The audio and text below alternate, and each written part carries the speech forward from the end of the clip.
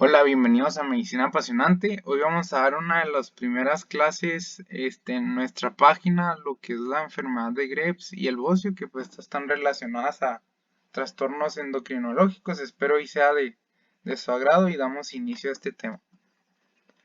Vamos a empezar viendo lo que es la enfermedad de Graves. Posteriormente vamos a pasar a hablar de los tipos de bocio. Eh, Hay que tener en cuenta que lo que es la enfermedad de Graves pues va a estar relacionado a ciertos trastornos endocrinológicos.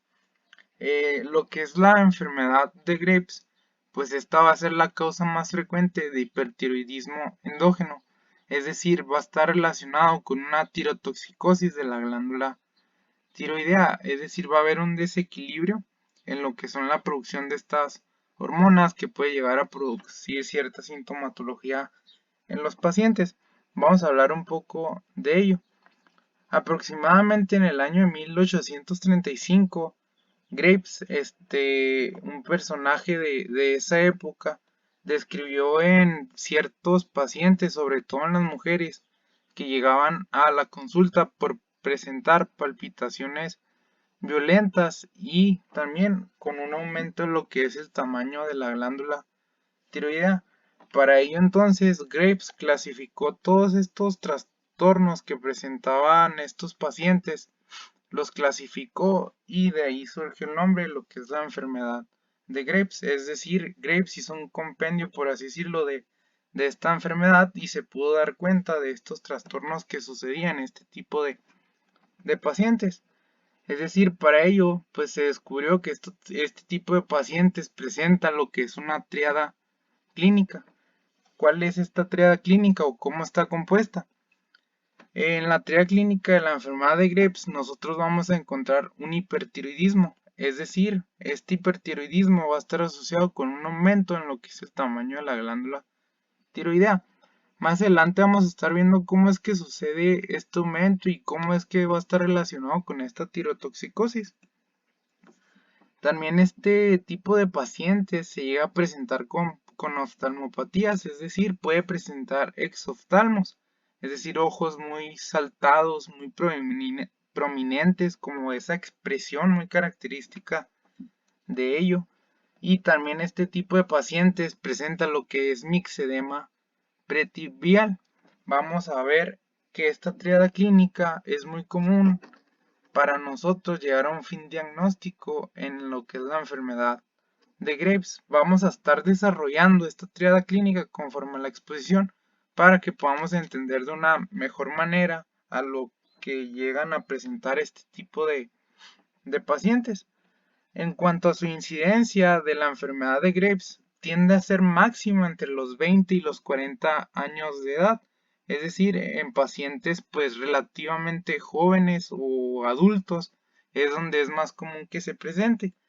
Y algo muy interesante y por desgracia es que pues la enfermedad de Graves tiende a ser 10 veces más común en mujeres que en hombres, es decir, como Graves al principio lo descubrió, él se dio cuenta que la mayoría de las mujeres presentaban estos síntomas y hasta la fecha sigue esa incidencia, relativamente sigue siendo una enfermedad, un trastorno más frecuente en lo que son las mujeres. Vamos a hablar un poco de su patogenia. Lo que es la enfermedad de Graves va a estar relacionada con trastornos autoinmunitarios. Es decir, va a haber una producción de autoanticuerpos que se van a ir contra proteínas tiroideas, específicamente el receptor de tirotropina o receptor TSH. Vamos a desarrollar un poco para que veamos cómo es que sucede esta patología. Bueno, nosotros tenemos la enfermedad de Graves. Como les comentaba al principio, va a ser un trastorno autoinmunitario, por lo tanto se van a estar desarrollando anticuerpos que estos van a llegar a lo que es la circulación. Estos anticuerpos van a ir y van a bloquear a lo que es el receptor de TSH. Podemos ver que estos anticuerpos bloquean o se unen a lo que es el receptor de TSH. ¿Y esto qué va a generar o qué va a provocar? Bueno, esto va a provocar la producción de lo que es la adenilciclasa. Esta adenilciclasa, cuando se está produciendo, a su vez va a provocar que haya una liberación de lo que es la hormona, de lo que son las hormonas tiroideas, y de esta forma pues tener una compensación de lo que está sucediendo en este tipo de trastornos. Hay que tener en cuenta que estos anticuerpos van a estar relacionados con ciertos subtipos, aproximadamente en el 90% de los pacientes. El subtipo de anticuerpo más frecuente que se va a estar produciendo lo que es la inmunoglobulina estimulante del tiroides, conocida como TSI. Este anticuerpo pues es el que se va a estar uniendo o bloqueando el receptor de TSH y va a provocar que haya una liberación de lo que son las hormonas tiroideas. Aquí nosotros vemos cómo ante este bloqueo pues está provocando la liberación de ciertas hormonas para tratar de compensar al mismo organismo.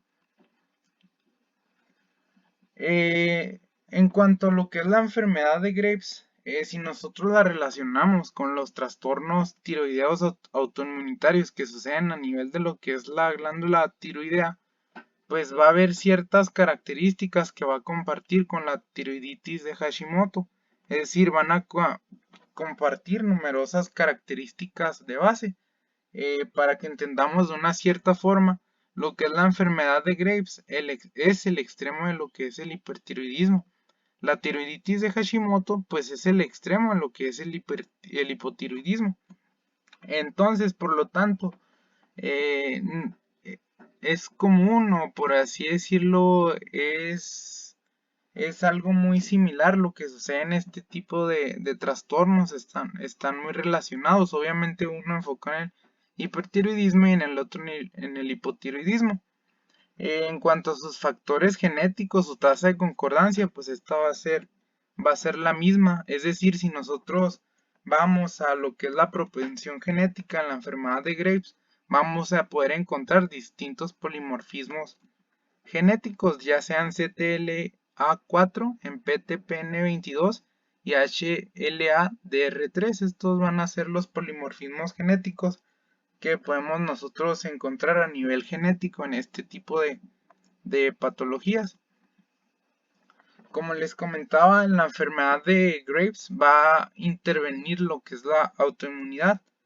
Entonces, por lo tanto, los síntomas o el cuadro clínico que presente pues va a estar muy relacionado a ello, a estos problemas inmunitarios que están sucediendo en el paciente. Como lo es en la oftalmopatía infiltrante, aquí podemos ver esta imagen de este paciente que presenta lo que es el exoftalmos, estos ojos muy prominentes, muy saltones, es muy característico como ustedes pueden apreciar. En lo que es la enfermedad de Graves se va a presentar el exoftalmos. El exoftalmos va a ser muy común de ello. Es decir, va a haber un aumento en lo que es el tejido conjuntivo retroorbitario y también en los músculos extraoculares.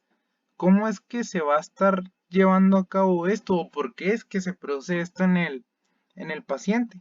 Esto va a ser el resultado de ciertos trastornos autoinmunitarios, ya sea porque hay un infiltrado retroorbitario de células mononucleares, es decir, esta misma enfermedad va a provocar que lleve a una infiltración de estas células, principalmente los que van a estar infiltrando a este tejido conjuntivo retroorbitario, pues van a ser los linfocitos T, que nos van a llegar a provocar lo que es el exoftalmos. También se va a llegar a provocar lo que es edema y tumefacción en lo que son los músculos extraoculares, y pues esto también nos va a condicionar a que el paciente desarrolle exoftalmos. También se van a acumular ciertos glucosaminoglucanos, ya sea como el ácido hialurónico o el sulfato de condroitina, que estos van a terminar de hacer que el paciente presente un exoftalmos. De igual forma, cuando el paciente presenta lo que es la enfermedad de Graves, pues va a tener lo que es un aumento en el número de adipocitos. Esto va a ser provocado gracias a que va a haber una infiltración grasa. Es decir, esta infiltración grasa es la que también va a ayudar a que el paciente desarrolle exoftalmos. Entonces, si nosotros, para comprender mejor, estos tipos que vemos aquí que les acabo de mencionar, son los que nos van a llegar a presentar a que el paciente desarrolle exoftalmos. Todo esto pues va a estar muy relacionado con lo que es la enfermedad, o con lo que es la intervención de la autoinmunidad. Entonces este tipo de pacientes desarrolla exoftalmos gracias a estas características. Para entenderlo de una mejor manera, aquí también les hice un diagrama para que pudiéramos entenderlo, cómo está relacionado este papel inmunitario en la creación o en la predisposición a que el paciente desarrolle exoftalmos. Aquí pues los fibroblastos de preadipocitos también van a estar expresando lo que es el receptor de TSH. Entonces esto pues va a estar estimulado por lo que es la misma reacción inmunitaria. Vamos a explicarle lo que les acabo de mencionar anteriormente y cómo es que se relaciona esto. Bueno, aquí tenemos nosotros a los linfocitos TCD4 principalmente. Estos son los que nosotros vamos a encontrar en este infiltrado inflamatorio. Estos linfocitos TCD4, ¿qué van a hacer? Estos linfocitos TCD4 pues van a estar secretando citocinas. Entonces, ¿qué van a hacer estas citocinas? Estas citocinas van a provocar que haya una proliferación de fibroblastos y también que se sinteticen proteínas de lo que es la matriz extracelular. Entonces, esto pues va a provocar que haya una infiltración de lo que es el espacio retroorbitario gracias a esta proliferación que está ocurriendo de estos fibroblastos y esta síntesis de estas proteínas de la matriz extracelular, y ocurra lo que es el infiltrado del espacio retroorbitario y pues ya el paciente desarrolle este exoftalmos o esta oftalmopatía. Entonces aquí podemos ver cómo está interviniendo lo que son los linfocitos TCD4 en el desarrollo de exoftalmos en este tipo de pacientes. Si nosotros estudiamos un poco más en cuanto a la morfología de este tipo de enfermedad, pues la podemos analizar de dos formas, ya sea una forma macroscópica, es decir, a la que nosotros podemos ver a simple vista, la podemos sentir, incluso se puede escuchar, y también en la microscópica, que pues esto ya es a nivel más, o especialidad de patología. En cuanto a la macroscópica, nosotros vamos a poder encontrar en lo que es la glándula tiroidea, como podemos ver aquí en la imagen, va a presentarse con un aumento del tamaño asimétrico de la glándula. ¿Qué va a estar sucediendo aquí? Aquí en esta enfermedad de Graves va a haber una hipertrofia, y también una hiperplasia de lo que es las células epiteliales foliculares. Aproximadamente la glándula va a tener un peso superior a 80 gramos, y si nosotros observamos lo que es el parénquima, pues va a tener un aspecto carnoso, blando o muy similar a lo que es al músculo. Aquí nosotros podemos ver esta glándula tiroidea hipertrófica y también vemos zonas enrojecidas. Esto pues va a estar muy relacionado con todos estos trastornos que se están llevando a cabo en esta patología. En cuanto a nivel microscópico o a nivel histológico, pues nosotros vamos a poder encontrar células epiteliales foliculares altas y concentradas. También van a estar los folículos, van a estar tapizados por epitelio cilíndrico alto. De igual forma va a haber centros germinales numerosos e infiltrado linfocítico. Esto es en cuanto a las características macroscópicas y microscópicas. Vamos a pasar a ver su evolución clínica. Como les comentaba al principio, los síntomas o los signos que va a presentar el paciente pues van a estar muy relacionados con lo que es la tirotoxicosis que está presentando este paciente relacionada al hipertiroidismo. Es decir, nosotros vamos a poder encontrar un aumento difuso tiroideo de la glándula. Al momento en que hay este aumento difuso en lo que es la glándula tiroidea, pues obviamente va a haber también un aumento en lo que es el flujo sanguíneo de la glándula. Es decir, la glándula va a estar hiperactiva por este aumento de tamaño que hubo, esta hiperplasia, esta hipertrofia que está sucediendo. Entonces, incluso si nosotros auscultamos, vamos a poder escuchar lo que es un soplo audible de esta glándula. También pues va a estar relacionado a lo que es una hiperactividad simpática, es decir, pues los pacientes van a tener los ojos muy abiertos, es decir, relacionado a este axoftalmos, incluso va a haber una retracción de lo que es el párpado de esta oftalmopatía, es la que se está presentando, o esta protrusión anómala de lo que es el glóbulo ocular. Los músculos extraoculares pues van a estar muy debilitados e incluso en casos más avanzados pueden tener lo que es una lesión en lo que es la córnea. Y como les comentaba al principio, también se va a presentar una dermopatía infiltrante. Como vemos aquí en la imagen, esta va a ser más frecuente en lo que es la piel anterior de las piernas.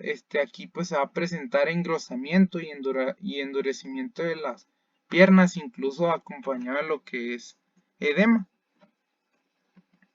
Si nosotros vamos a ver los laboratorios, imagen de este paciente, pues podemos encontrar que lo que es la T4 va a estar aumentada, la T3 también va a estar aumentada y lo que es la TSH va a estar disminuida.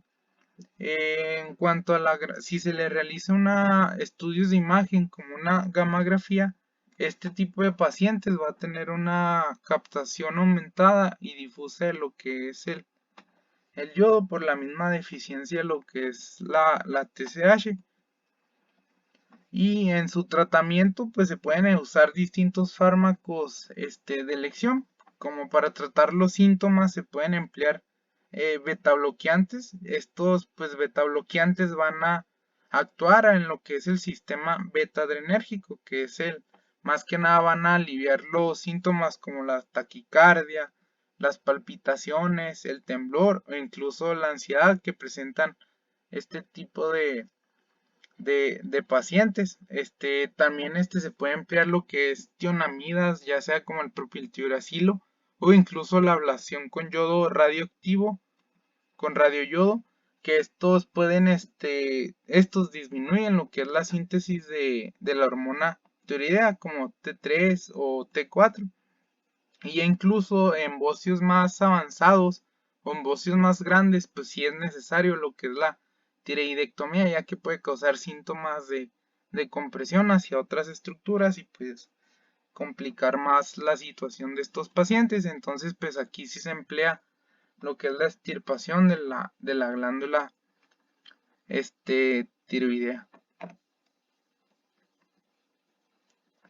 Muy bien, vamos a hablar ahora de lo que es el bocio y vamos a ver cómo va a estar relacionada este tipo de trastornos con el aumento de lo que es la glándula tiroidea.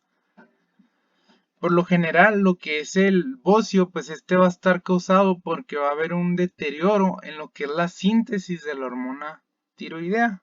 ¿A qué voy con esto? Si hay un deterioro en lo que es la síntesis de la TSH, de esta hormona tiroidea, pues el mismo cuerpo, el mismo organismo va a provocar un aumento compensador de lo que es la TSH. Entonces, ¿qué va a provocar este aumento de la TSH?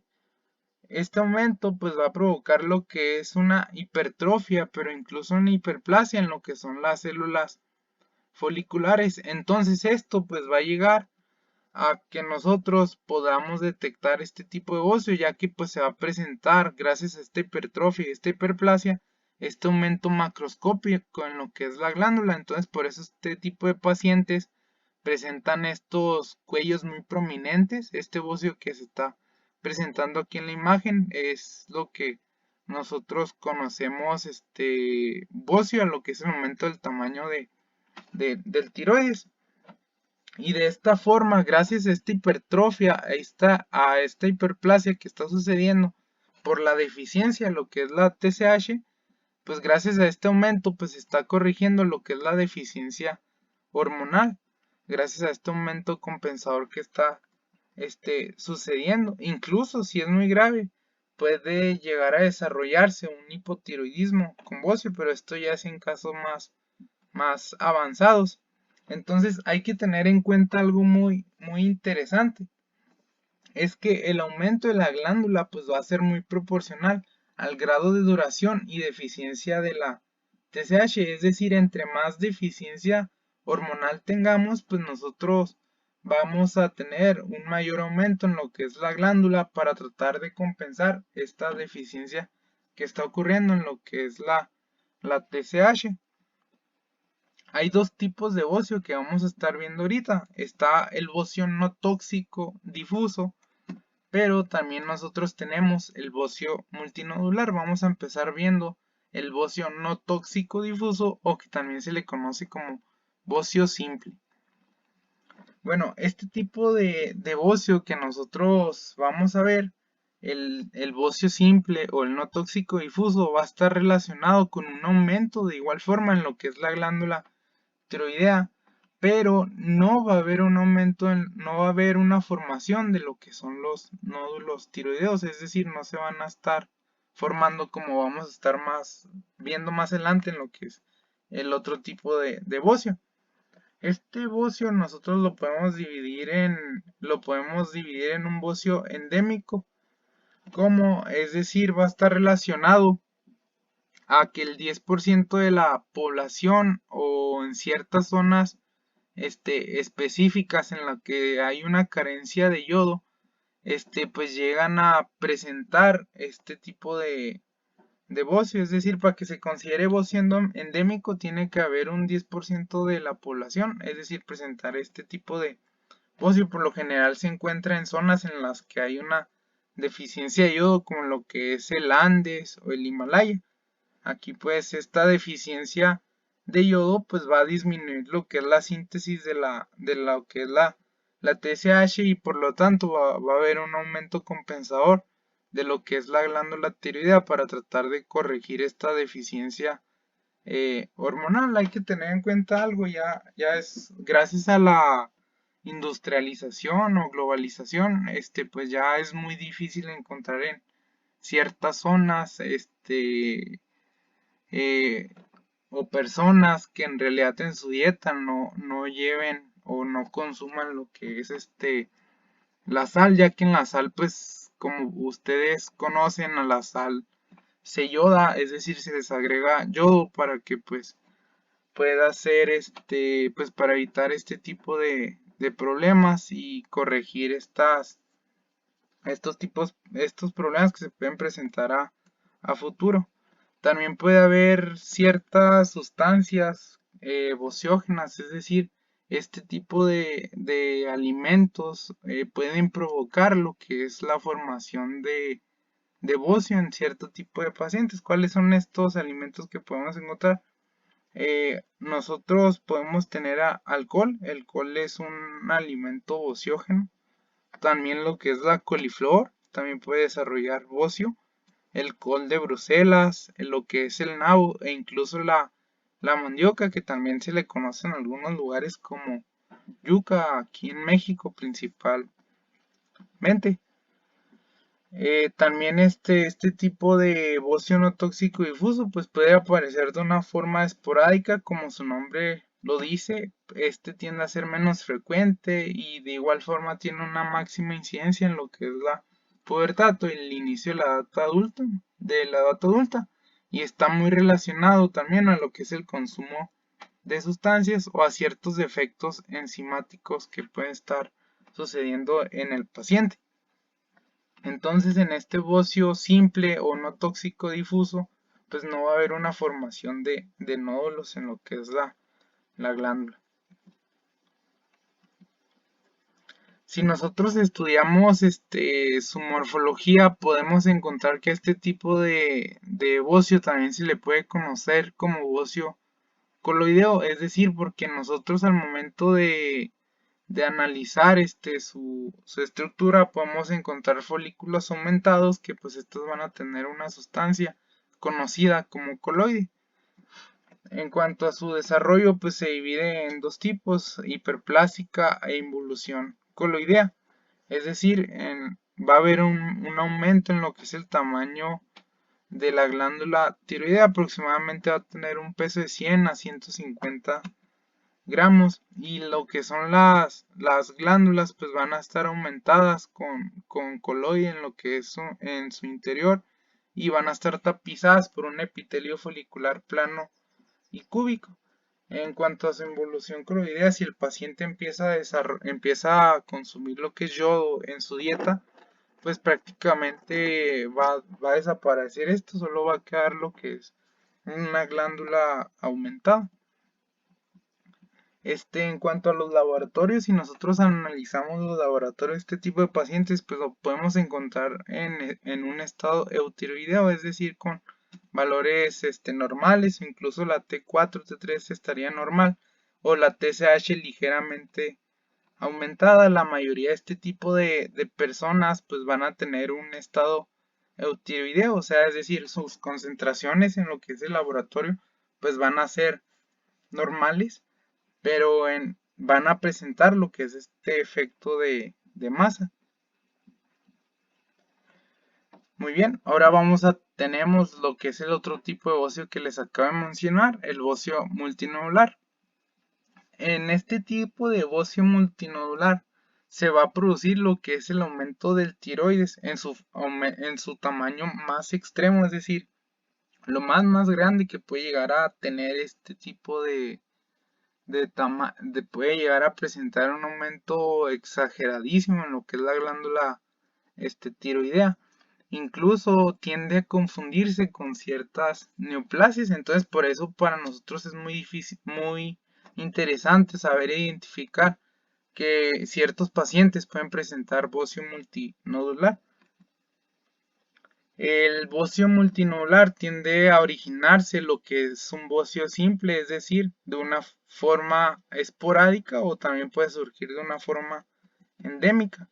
Su aparición va a estar muy relacionada con estímulos de hormonas tróficas, también por ciertas anomalías genéticas intrínsecas que van a provocar clones de células proliferantes y nódulos policlonales y monoclonales. Es decir, aquí el paciente va a presentar también una hiperplasia folicular irregular en lo que es la glándula. Se van a estar generando estos folículos, como podemos ver aquí en la imagen, también con lo que es una acumulación de coloide. Este aumento de tamaño pues va a ser muy extremo, que incluso una sobrecarga física puede provocar que haya una ruptura de estos folículos o vasos de la glándula tiroidea y se llega a presentar con hemorragia, fibrosis y calcificaciones. Si nosotros observamos su morfología, nos podemos dar cuenta que la glándula pues va a estar de igual forma aumentado del tamaño. Esta sí va a estar multilobulada, como podemos ver en las imágenes, y van a ser asimétricas con un peso incluso superior a los 2000 gramos. Aquí podemos ver una glándula con ciertos nódulos dispersos. Se presenta lo que son las zonas de fibrosis, incluso cambios quísticos, como podemos ver aquí en la imagen. También podemos ver que va a haber nódulos hiperplásicos que van a estar comprimiendo lo que es el parénquima en la periferia, y va a haber una ausencia en lo que es la cápsula, que esto nos va a ayudar a nosotros en cuanto a distinguir de una neoplasia o un bocio que puede llegarse a presentar en este tipo de pacientes. En cuanto a su evolución clínica, nosotros vamos a tener en cuenta que en el bocio multinodular se van a presentar pues los efectos de masa, es decir, estos efectos de masa pueden llegar a provocar una obstrucción en lo que es la vía respiratoria y complicar más al paciente. También puede haber problemas en lo que es la disfagia o incluso compresión de grandes vasos, es decir, puede llegar a ocasionar ciertos síndromes, ya sea como el síndrome en lo que es la vena cava superior, y complicar más la situación del paciente. Hay que tener en cuenta que los pacientes que presentan este tipo de bocio pues van a tener de igual forma laboratorios pues van a ser pacientes con estados eutiroideos, nada más que sí van a estar presentando sus efectos de masa. Y en cuanto a la incidencia de que esto pueda evolucionar a cáncer, pues va a ser relativamente raro, ya que va a ser aproximadamente menos del 5%. Eso fue todo por nuestra parte, espero ya haya sido de agrado. De bibliografía usé lo que es el Robin Psicotra, de Patología Estructural y Funcional. Se lo recomiendo mucho, está muy interesante este libro de patología.